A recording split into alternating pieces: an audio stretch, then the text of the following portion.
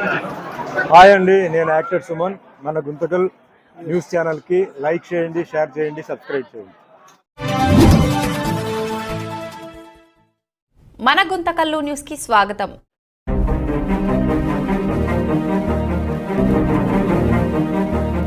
నా పేరు శ్రీనివాసులు. నేను ఓపీడీఆర్ రాష్ట్ర ఉపాధ్యక్షులు. ప్రధానంగా మన అనంతపురం జిల్లా తీవ్రమైనటువంటి కరువు ప్రాంతం. ఈ కరువు పరిస్థితులను చూసి 1988లో ఎన్టీ రామారావు గారు ఈ ప్రాజెక్టును ప్రారంభించారు. 40 టీఎంసీల మిగులు జలాలతో మన రాయలసీమలో 6,02,500 ఎకరాల కొత్త ఆయకట్టుకు నీరివ్వడానికి నిర్దేశించారు. ఇప్పటికీ 35 సంవత్సరాలైంది, నేటికి కూడా పూర్తి కాలేదు. గత 7-8 సంవత్సరాల నుంచి నీళ్లు వస్తున్నప్పటికీ కూడా నిర్దేశించిన విధంగా కొత్త ఆయకట్టుకు నీళ్ళు ఇవ్వలేదు. మన అనంతపురం జిల్లాలో కేవలం 150 చెరువులు మాత్రమే నింపారు. దీనికి ప్రధాన కారణం ఏంటంటే కాలువ వెడల్పు చాలా తక్కువగా ఉన్నది.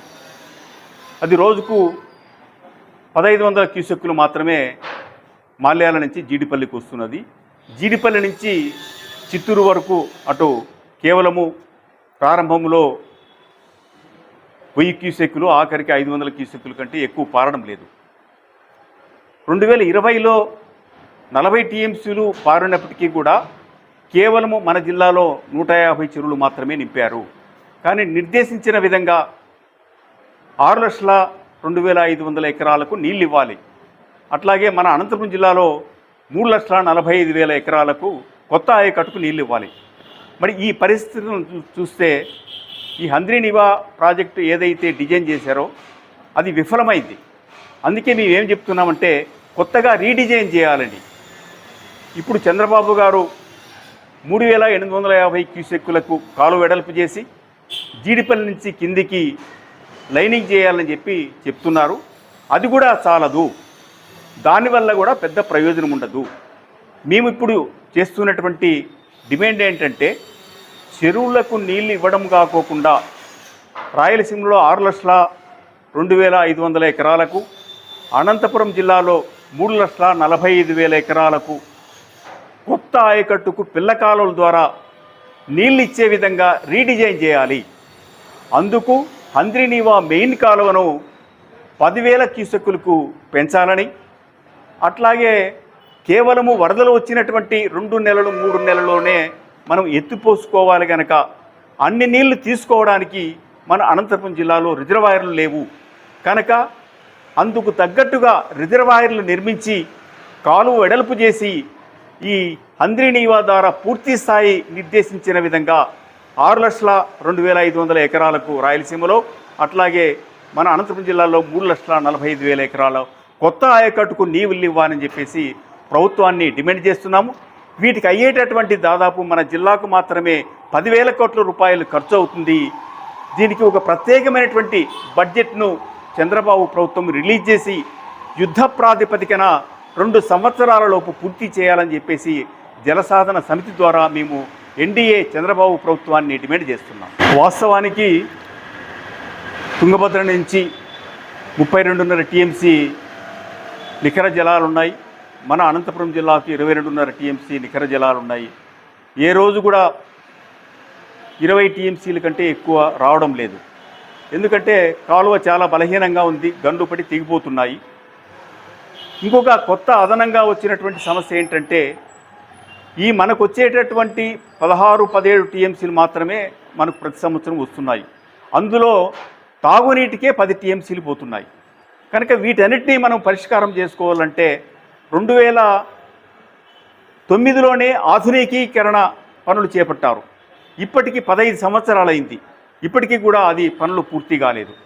అట్లాగే పిఏబిఆర్ ప్రాజెక్ట్ని 11 టీఎంసీలకు నిర్దేశించారు రిజర్వాయర్లో. కానీ ఇప్పుడు అది బలహీనంగా ఉండడము, ఎక్కువ రిజర్వాయర్లో నీళ్లు చేసుకోలేనటువంటి పరిస్థితి. ఇప్పటికీ 4-5 టీఎంసీలు మాత్రమే రిజర్వ్ చేసుకుంటున్నారు. అట్లా కాకోకుండా పిఏబిఆర్ని పూర్తి స్థాయి 11 టీఎంసీలు నిల్వ ఉంచే విధంగా దాన్ని నిర్మించాలని, అట్లాగే హెచ్ఎల్సి కాలువను ఆధునికీకరణ చేసి నిల్వ చేసుకోవడానికి ఉంతకల్లు వద్ద ఒక రిజర్వాయర్ని, అట్లాగే పెరవలి వద్ద ఒక రిజర్వాయర్ని నిర్మించి ఈ వచ్చేటటువంటి నీటిని నిల్వ చేసి మన భవిష్యత్తు అవసరాలకు ఉపయోగించాలని చెప్పేసి ప్రభుత్వాన్ని మేము డిమాండ్ చేస్తున్నాం. భారతదేశంలో ప్రభుత్వం వ్యవసాయం పట్ల చాలా నిర్లక్ష్యంగా వ్యవహరిస్తున్నది. బడ్జెట్లో అత్యధిక శాతం వ్యవసాయ రంగానికి, అట్లాగే తాగునీటికి సాగునీటికి బడ్జెట్ కేటాయించాల్సినటువంటి అవసరం ఉండగా కేవలము 9-10% మాత్రమే బడ్జెట్లో కేటాయిస్తున్నారు. అట్లా కాకుండా సాగునీటి రంగానికి 20%, కనీసం 20% సాగునీటి రంగానికి కేటాయించి ఈ ప్రాజెక్టులు ఏవైతే నదుల అనుసంధానము ద్వారా మన కొత్తగా ప్రాజెక్టులు ఏవైతే ఉన్నాయో అవి నిర్మించి కనీసము ప్రభుత్వంలో ఉన్నటువంటి ఈ యొక్క రాయలసీమ అసమానతలను రూపుమాటానికి ఇంజనీర్లు మేధావులు వాళ్ళు చెప్పేది ఏంటంటే సాగునీటికి రంగంలో 10% సాగునీటి ఇవ్వాలని చెప్పేసి వాళ్ళు చెప్తున్నారు. కానీ మన అనంతపురం జిల్లాలో కేవలం 3% మాత్రమే నదీ జలాల సాగునీరు అందిస్తున్నారు. రాయలసీమలో 10-15% మాత్రమే ఇస్తున్నారు. సర్కారు జిల్లాలో 60-70% ఇస్తున్నారు. మేము చెప్పేది ఏంటంటే ఈ సాగునీటి ప్రాజెక్టులు బడ్జెట్లు కేటాయించి నదుల అనుసంధానం చేసి రాయలసీమలో కోస్తాతో సమానంగా 40% భూభాగానికి సాగునీటి సౌకర్యం కల్పించాలని, అందుకు తగిన బడ్జెట్ను ప్రత్యేక బడ్జెట్ విడుదల చేయాలని చెప్పేసి ప్రభుత్వాన్ని మేము డిమాండ్ చేస్తున్నాం. ప్రధానంగా రాయలసీమలో ఉన్నటువంటి రాజకీయ నాయకులు, ముఖ్యమంత్రులు అందరూ కూడా మన వాళ్ళే అయినప్పటికీ మన రాయలసీమ పూర్తి వెనుకబడి ఉంది అన్ని రంగాల్లో కూడా. ప్రధానంగా వ్యవసాయ రంగంలో మనకు వస్తున్నటువంటి ప్రాజెక్టులు ఏవైతే ఉన్నాయో వాటిని పరిపూర్తి చేసి మా ప్రాంతానికి నీళ్ళు ఇవ్వండి అని చెప్పేసి కూడా ఎవరు ఎమ్మెల్యేలు కానీ మంత్రులు కానీ ఎవరు అడగడం లేదు. కేవలము వాళ్ళ స్వార్థ ప్రయోజనాల కోసం వాళ్ళు ఆస్తులు సంపాదించుకోవడానికి, వాళ్ళు పనులు చేసుకోవడానికి రాజకీయాన్ని ఉపయోగించుకుంటున్నారు తప్పితే, ఉదాహరణకి ఇప్పుడు హంద్రినీవా కాలువ 35 సంవత్సరాలైంది ఇప్పటికీ ప్రారంభించి. ప్రస్తుతము వస్తున్నటువంటి నీళ్లు చెరువులు పూర్తి కూడా నింపడం లేదు, లేదా కొత్తగా ఆయకట్టుకు నీళ్ళు ఇవ్వడం లేదు. ఇవన్నీ ఏవి కూడా ఇప్పుడున్నటువంటి మంత్రులు కానీ లేదా ఎమ్మెల్యేలు కానీ ఏ రాజకీయ నాయకులు కూడా మాకు నిఖర జలాలు ఇవ్వండి, మా ప్రాంతానికి సాగునీరు ఇవ్వండి అని చెప్పి అడగడం లేదు. అట్లాగే గతంలో విభజన చట్టంలో వెనుకబడినటువంటి ప్రాంతానికి ప్రత్యేక ప్యాకేజీ ప్రకటించింది. ఆ ప్యాకేజీ మాకు బుందేల్ ఖండ్ లాంటి ప్యాకేజీ మా అనంతపురం జిల్లా లేదా మా వెనుకబడినటువంటి రాయలసీమకు ఇవ్వండి అడిగినటువంటి పాపాన పోలేదు. కనుక ఈ రాజకీయ నాయకులు, మంత్రులు వీళ్ళందరినీ కూడా ప్రజలు మన కరువును రూపుమాపడానికి, ఈ ప్రాంతంలో ఏదైతే వెనుకబడి ఉందో అభివృద్ధి చేయడానికి మీరు పార్లమెంటులో అలాగే అసెంబ్లీలో పోరాటం చేయండి అని చెప్పేసి ప్రజలు, ప్రజా సంఘాలు ఈ రాజకీయ నాయకుల్ని, మంత్రుల్ని నిలదీయాలని చెప్పేసి మేము ప్రజలకు జలసాధన సమితి ద్వారా డిమాండ్ చేస్తున్నాం. మొన్న మడక్సిరకు వెళ్ళాము. మడక్సిర బ్రాంచ్ కెనాల్ ద్వారా అక్కడికి నీళ్ళు వస్తుంది, 5 TMCల నీళ్లు. మడక్సిర గొల్లపల్లి నుంచి మడక్సిర బ్రాంచ్ కెనాల్కు నీళ్ళు ఇవ్వాలి. అక్కడ 2 నెలల క్రితమే గొల్లపల్లి రిజర్వాయర్కు నీళ్లు రావడం జరిగింది. కానీ 2 నెలల నుంచి నీళ్లు వదలడానికి కాలువలన్నీ కూడా గండుపడ్డాయి, కంప చెట్లు మలిశాయి. ఈరోజు నీళ్లు వదలాలంటే ఆ కాలువలు సరిగా లేనటువంటి పరిస్థితి. వాటి రిపేరీకి కేవలము 1.5-2 కోట్లు మాత్రమే ఖర్చు అవుతుంది. కానీ ఇక్కడ ఉన్నటువంటి జిల్లా కలెక్టర్ కానీ లేదా మంత్రులు కానీ ఎమ్మెల్యేలు కానీ ఆ 2 కోట్ల రూపాయలు ప్రభుత్వము రిలీజ్ చేసే విధంగా వాళ్ళు సరైనటువంటి చర్యలు తీసుకోవడం లేదు.